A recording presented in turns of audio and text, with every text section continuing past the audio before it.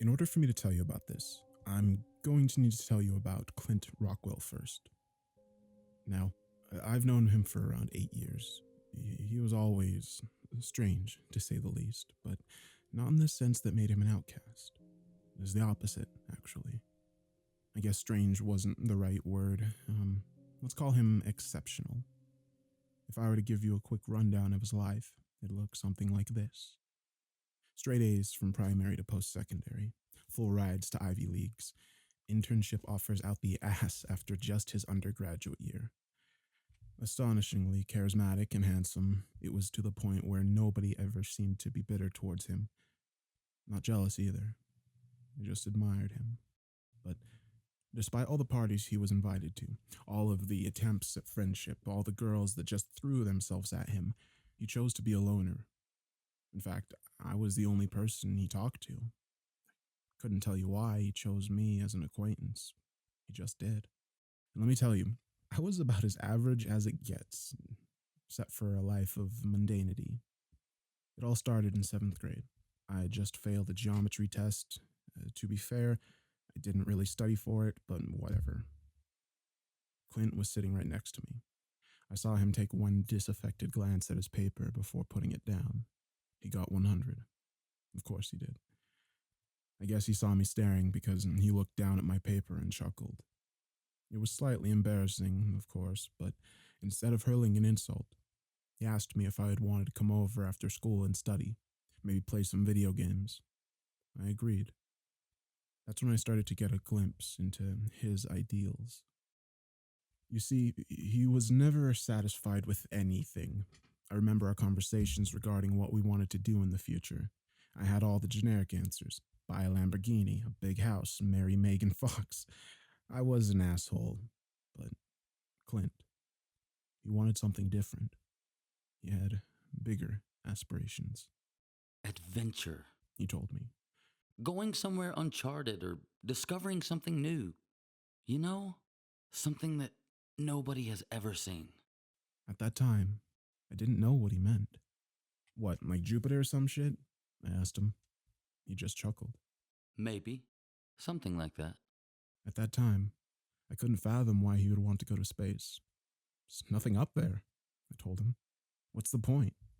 He just gave me an amused look, but it wasn't one of contentious superiority. He wasn't like that. He knew I couldn't have understood, but he didn't fault me for it.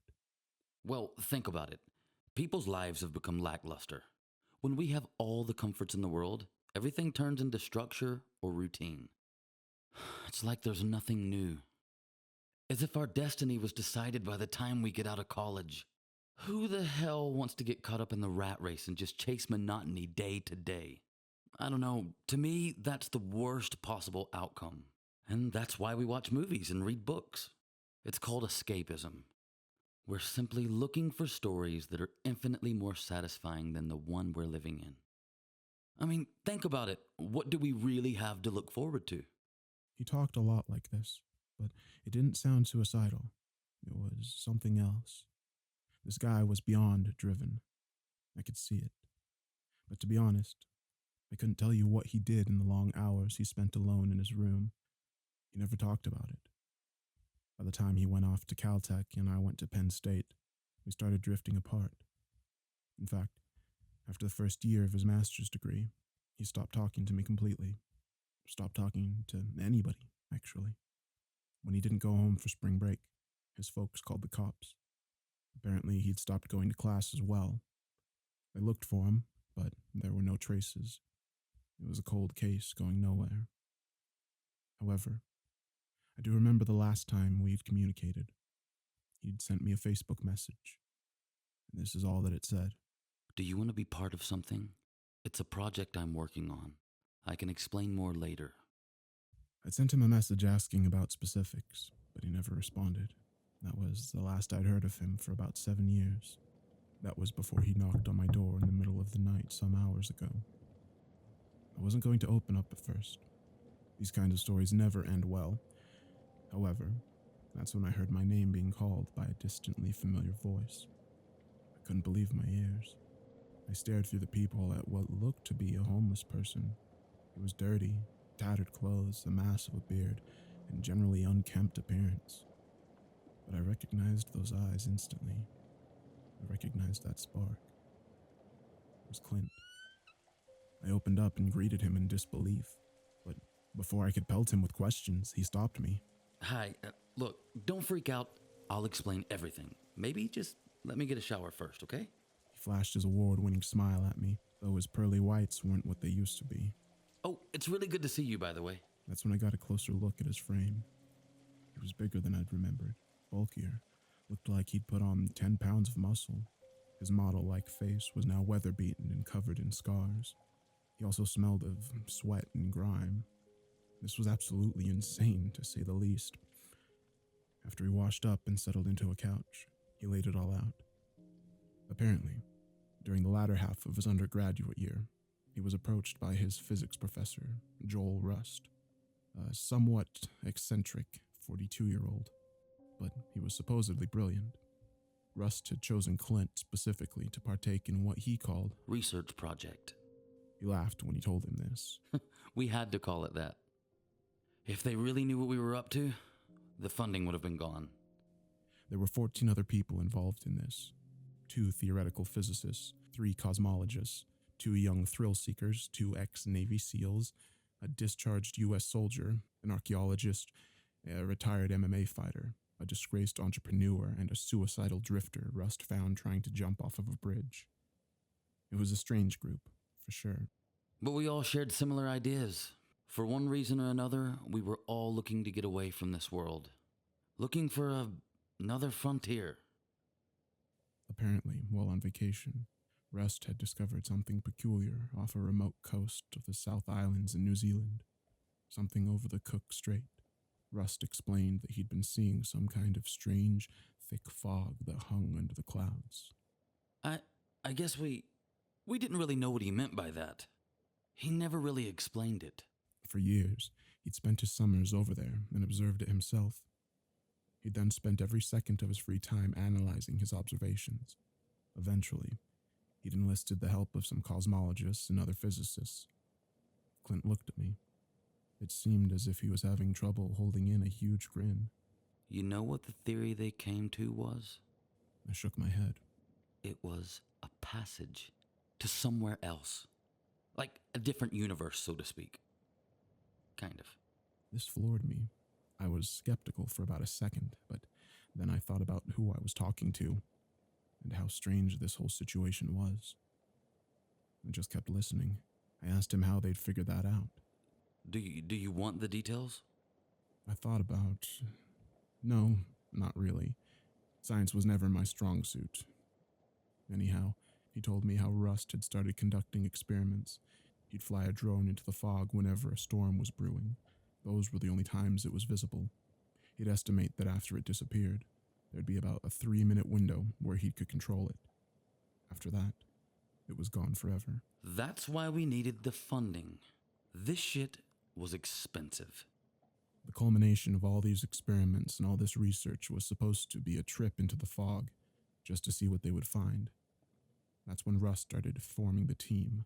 It took a while, but he eventually gathered together the people he deemed would be fit for something like this, along with other researchers involved. He said he chose me because of an essay I wrote for class. The topic was about what the universe meant to us as individuals. I guess what I wrote spoke to him, but I'm sure he had other reasons as well. Now, while the ex-military and thrill seekers were all in good shape, Rust and the researchers weren't. See, nobody knew what to expect, really. I mean, that's why we had to train. Cardio, strength, agility, the works. None of us wanted to lag behind. After about 3 years, they deemed themselves ready to go. The big day was finally there, on a warm spring day in California and a particularly choppy one in the southern islands. Rust, Clint, and the rest of the team piled onto a private plane owned by the entrepreneur.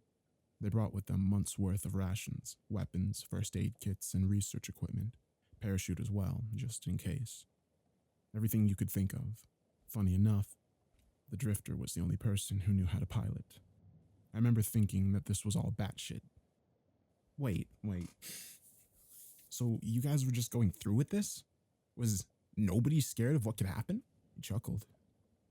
So, we have a bunch of insane researchers, soldiers scarred by combat, thrill seekers, a suicidal guy, and, well, don't get me started on myself. Anyway, you think we gave a shit? So, to answer your question, no, we weren't scared. As it turns out, they figured out what Rust was talking about when they got close to the thing. Apparently, the fog was dark gray, almost black. It was maybe 100 meters below the clouds, and it was massive. The strangest part was that it didn't move at all. You could clearly tell where it began and where it ended. Everybody braced themselves upon entering. They were suddenly submerged into darkness. Clint said he could see the silhouette of anticipation on everyone's face from the faint cabin lights. After 3 minutes, the plane started malfunctioning. Here's the fucked up part. Russ never actually told anybody about the drone experiments until afterwards. So, when this happened, everyone started freaking out. Nobody was expecting it, but soon after, a wave of light filled the plane. What they saw out the windows was incomprehensible. A dark, foreboding landscape. Heavy rain pounded the windows while a cacophony of violent lightning bolts struck around them. To make matters worse, the plane was headed down into a black ocean beneath. As they got closer, they could tell that there was definitely movement in the water, large movement, and they weren't just waves. Luckily for them, the plane was also on trajectory for an island mass up ahead. Nobody asked questions. They just stuffed their bags with weapons, rations, and water before hastily strapping on their parachutes. It was at this point where they realized military training would have come in handy. Right then, it was every man for themselves. Once the plane was nearly over the island, everybody started jumping out. A good portion of the team didn't get so lucky. Other than Rust, only one of the researchers survived. 2 of them couldn't open their parachutes in time. One landed in the water where he was quickly consumed by something. One got struck by lightning on the way down. The entrepreneur and one of the ex-SEALs also didn't make it, both landing rough on the rocky shoreline. The team was supposedly down to 10. They watched as the plane spiraled out of control into the murky sea. The fog was also still visible in the distance, just hanging there. After they regrouped, they just sat in silence for a while. Nobody knew what to think. Rust's theory looked to be right, it seemed. The island itself was pretty similar to tropical ones you would find here on Earth, except for the trees as tall as apartment complexes, and the fact that the sky was always cloudy. They'd later find out this place had a name, Dusk Blue. Another peculiar thing was that the lightning never seemed to strike the island, only the ocean. Good news for them, they started making their way into the jungle in front of them, with nowhere else to go. This was all they could do. Among them, they'd managed to take 6 pistols, 4 machetes, an assault rifle, and a shotgun. No reserve ammunition, though. They also concluded that they had about 5 days of food and water for them all. As they made their way across the island, some creepy, unexplainable shit started happening. The MMA fighter, they called him Duke, went to go piss in some bushes at one point. About 30 seconds later, he ran back to the group, freaked out and hyperventilating. Everybody tried asking him what had happened. That's when they looked at the clearing they'd come from. Duke was standing right there with a blank expression plastered on his face, but he was also with them. Then, out of nowhere, his copy began sprinting backwards into the woods at a torrid pace. Another occurrence took place when they came across what looked to be a void just floating in the air in front of them. It was literally a door-sized black shape that was devoid of anything. One of the thrill seekers, Jeff, stuck his hand into it for a few seconds before pulling it back. He could still move it, but it had become completely numb. It stayed that way. Apparently, one night they woke up to the sound of shells blasting in the air. Bourne, the archaeologist, was shooting at something just a few meters away from where they were sleeping. Clint said it was hard to describe, something along the lines of a massive spider-human hybrid. The shotgun didn't affect it. It just crawled away. God, this sounds like a fucking nightmare. Is this what you wanted? I asked him. I was certainly curious. Well, yeah, I mean, this is exactly what I needed. His words sounded genuine. I guess it didn't matter that I couldn't understand him. He understood himself. 3 days pass and they're still in the jungle. They didn't know where they were heading, but nobody wanted to admit that. Rust and the cosmologist continuously record their observations while everyone else is getting angsty. They were running out of food. The other thrill seeker, Clint forgot his name, was starting to go delirious. They'd seen a small creature that vaguely resembled a chicken, and he'd tried attacking it with the machete. Unfortunately, his throat was instantly slit open on making contact with it. Nobody went near any wildlife after that. It looked like hunting for food was now out of the question. Urgency was setting in. At night, they'd start hearing horrific, unrecognizable sounds all around them. One time, they woke up to see a pale, humanoid creature with no facial features, sitting cross-legged just a few meters away. Suddenly, the skin on its head peeled back to reveal a singular, monstrous-sized eye. It only needed to blink one more time before everybody got the hell out of there. They also came across a strange hole in the ground at one point. It was about the size of a baseball. The other ex-SEAL, name also forgotten, walked up to it to take a look. Cautiously, he peered into it. About a minute passes. He still hadn't moved. People started shouting at him just to leave it, but he ignored everything. They tried prying him away, but he didn't budge. He stayed crouched, eyes blankly transfixed on the hole. After about 10 minutes, they left him. Things were reaching a tipping point once the 5th day came. They were starving, sleep-deprived, and paranoid. With only 4 MREs left for the 8 of them, they needed to conserve energy. However, every time they stopped to rest, they'd hear footsteps behind them. They'd look for the source, but there was nothing visible to be found. The steps would just get louder and louder. Eventually, they'd caught up. Clint said they could hear something running quick circles around them before he started to feel lightheaded. The last thing he remembered hearing before passing out was a barrage of shouts coming from somewhere in front of them, none of them voices that he'd recognized. He was awoke sometime later, lying on a stiff mattress in a small wooden cabin. His head was pounding and his face was covered in dried blood when he touched it. He looked around the room, nearly jumping out of his skin when he saw somebody sharpening some kind of weapon in the corner. He did look to be human, resembling a Mediterranean man. Upon seeing Clint wake, he got up to introduce himself as Slade. He also spoke English, albeit it was a strange accent that Clint said he'd never heard before. Now, Clint was no small guy at 6'1", but Slade still towered over him. He explained that he was essentially a guard protecting a walled civilization called Pharaoh Locus, where Clint currently was. He described how the rest of the team had come into contact with what the locals referred to as the Stalkers. They'd eventually managed to fend them off, bringing Clint and the rest to safety. They were happy to let them stay as long as they did their fair share of the work.